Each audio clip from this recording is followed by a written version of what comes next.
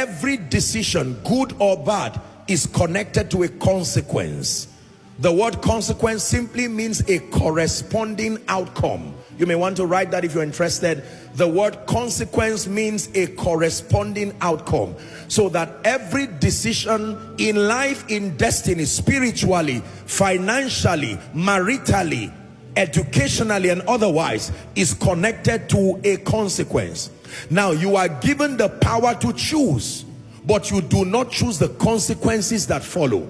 Every decision by default is connected to a consequence. You cannot say, I want to choose this, I want to make this choice, but this is the consequence I want. Unfortunately, no. The decisions themselves decide the consequences that follow.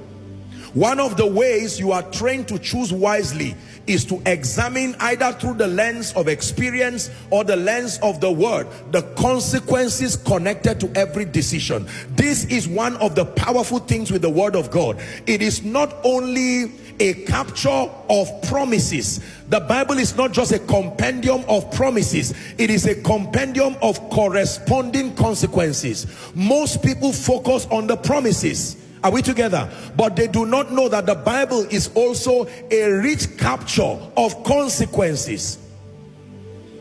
That if you decide to go left, God will respect it. But with going left, there are corresponding consequences. And that they have an implication on your life, and they have an implication on your children.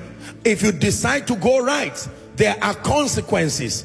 Either ways. If you decide to be spiritually vibrant, there are consequences. You decide to pray, there are consequences. You decide to be prayerless, there are consequences. You decide to be a giver, there are consequences. Are we together? If you decide to be diligent, there are consequences. You decide to be a crook, there are consequences.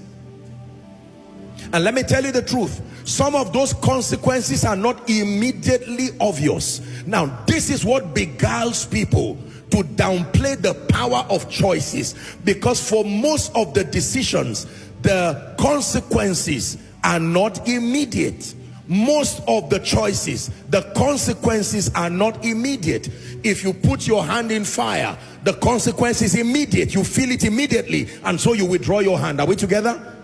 You put your hand over cold ice, you feel it immediately. But there are certain consequences that may take months, may take years, may even take decades. But as surely as the Lord lives, there are consequences. And if not intercepted by the mercy of God or another choice, those consequences will follow you. I'm sad to say this, and I hate to say it, but I have to. There are people today in old age. Their trouble did not start when they were old. The entire days, their old age was spent receiving consequences like loads.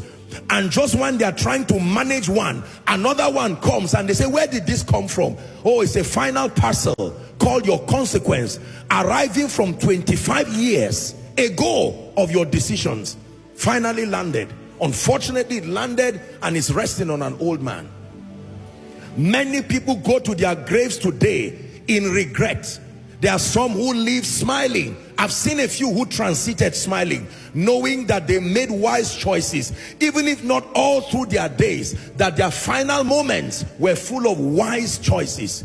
But there are others who left in pain. You could feel the energy of pain and regret, wishing if they could go back again and make that decision. Ladies and gentlemen, victory is by choice.